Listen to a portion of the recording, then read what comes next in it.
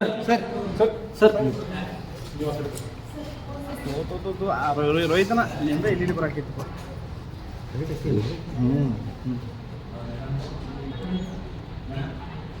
ಅಯ್ಯಪ್ಪ ನನಗೆ ಏನು ಮಾಡಿ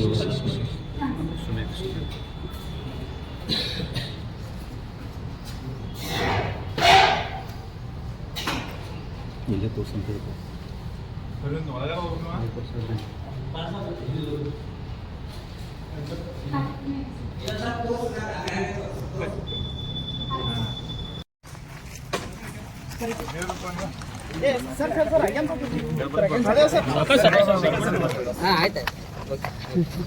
ಮೊಬೈಲ್ ಅಂತ ಬರ್ರಿ ಸರ್.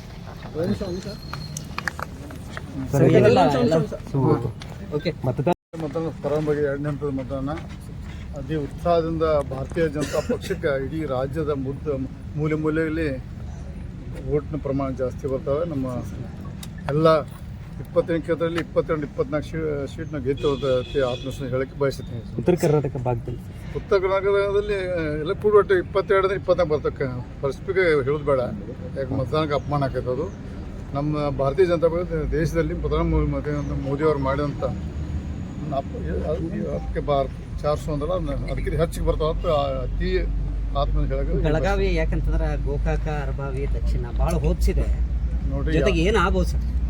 ನನ್ನ ಇಲೆಕ್ಷನ್ಗೆ ರಾಜಕೀಯ ನಡೆ ನನ್ನ ವಿರೋಧಿಗಳು ನನಗೆ ಪ್ರಬಲರು. ಮೊದಲಿಂದ ನಾನು ಕಾಲೇಜಲ್ಲಿ ಹಿಡ್ಕೊಂಡು ಇವತ್ತಿನವರೆಗೆ ಯಾವುದೇ ನಮ್ಮ ವಿರುದ್ಧ ಅಭ್ಯರ್ಥಿ ನಮ್ಗಿಂತ ಪ್ರಬಲ ತಿಳ್ಕೊಂಡು ಕೆಲಸ ಮಾಡ್ತೀನಿ. ಯಾರು ಕೆಳಮಟ್ಟ ಮಾತಾಡಿದ್ರೆ ಅದು ಅವರ ಹತಾಶ ಬಾಂಡ್ ನಾವು 2 ಲಕ್ಷ ಮೂಲಕ ಅಂದಾರೆ ಹತಾಶ ಬಾಂಡ್ ಅಂತ ತಿಳ್ಕೊಳ್ಳೋದು.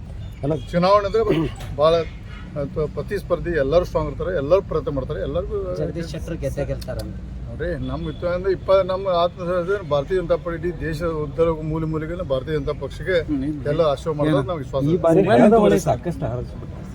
ನೋಡ್ರಿ 500,000 ನೋಟ್ ಕೊಟ್ಟು ಗೆದ್ದರೆ ದಿನೊಬ್ಬ ಎಮ್ ಎಲ್ ಎ ಮತ್ತು MP ಹಾಕಾರ. ರೊಕ್ಕ ಮೇಲೆ ಆಗ್ಬೇಕಾದ್ರೆ ಸಾಧ್ಯ ಇಲ್ಲ.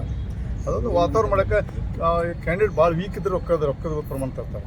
ಕ್ಯಾಂಡಿಡೇಟ್ ಆತ್ಮವಿಶ್ವಾಸ ಜಾಸ್ತಿ ರೊಕ್ಕ ಹಂಚೋದಿಲ್ಲ, ಪಕ್ಷದ ಬಗ್ಗೆ ವಿಶ್ವಾಸ ಇದ್ದರೆ ರೊಕ್ಕ ಹಂಚೋಲ್ಲ, ನಮ್ಮ ಮತದಾರ ಮೇಲೆ ವಿಶ್ವಾಸ ಇದ್ದರೆ ರೊಕ್ಕ ಹಂಚೋಲ್ಲ. ನಾವು ಭಾರತೀಯ ಜನತಾ ಪಕ್ಷ ಆ ಮಟ್ಟಕ್ಕೆ ನಾವು ಹೋಗೋದಿಲ್ಲ.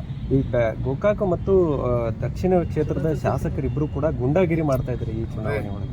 ಅದನ್ನು ಬೇಡ. ಈಗ ನಾವು ಜೂನ್ 4 ನಂತರ ಮಟ್ಟ ಯಾವುದೂ ವಿಷಯ ಮಾಡೋದು ಬೇಡ. 4 ನಂತರ ನಿಮ್ಮ ಎಲ್ಲ ವಿಷಯಕ್ಕೆ ನಾನು ಉತ್ತರ ಹೇಳ್ತೀನಿ ಸರ್. 1 ವರ್ಷದಿಂದ ನೀವೇ ಒಂದು ಮಾತು ಹೇಳಿದ್ರಿ, ರಾಜಕಾರಣ ವಿಚಾರದಲ್ಲಿ CD ಫ್ಯಾಕ್ಟರಿ ಇದೆ ಅನ್ನುವಂಥದ್ದು. 1 ವರ್ಷದ ಒಳಗೆ ಅದು ರಿಸಲ್ಟ್ ಯಾರು ಈ ಹೆಸರು ತೋದಿಲ್ಲ. ನಾನು ಮೊದಲಿಂದ ಪದೇ ಹೇಳ್ತಿದ್ದೆ. ಅವಾಗ ಎಲ್ಲರೂ ನನ್ನ ನೆಗ್ಲೆಕ್ಟ್ ಮಾಡಿದ್ರು, ನಂದು ಆಲ್ಕುಲಕ್ಕೆ ನಕ್ಕೊಂಡು ಕೂತಿದ್ರು.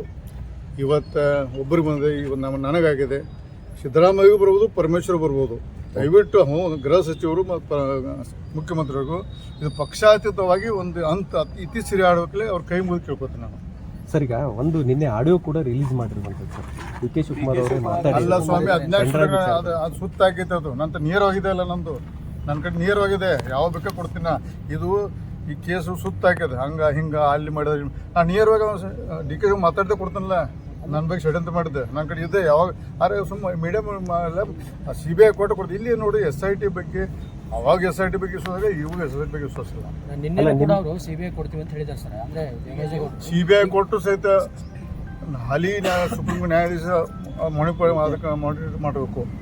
CBI ಇರಲಿ ಯಾವುದಕ್ಕೆ ಇದ್ರೆ ನೋಡ್ರಿ, ಈ ಮಹಾನಾಯಕ ಭಾಳಷ್ಟು ಹಣದಲ್ಲಿ ಪ್ರಭಾವ ಅದಾನೆ. ಹಣ ಕೊಟ್ಟೆಲ್ಲ ಖರೀದಿ ಮಾಡ್ತಾನೆ, ಸೊಕ್ಕದ ಅವಾಗ.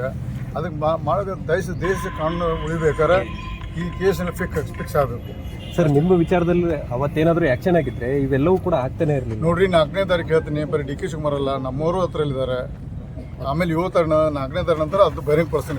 ಈಗ ಯಾಕಂದ್ರೆ ಪ್ರಜ್ವಲ್ ರೇವಣ್ಣ ಕೇಸ್ ಸತತ 4 ವರ್ಷದಿಂದ ಭಾಳ ಕ್ವಶನ್ ಆಗಿದೆ ಅಂತ ಹಾಡ್ರು ನಾವು.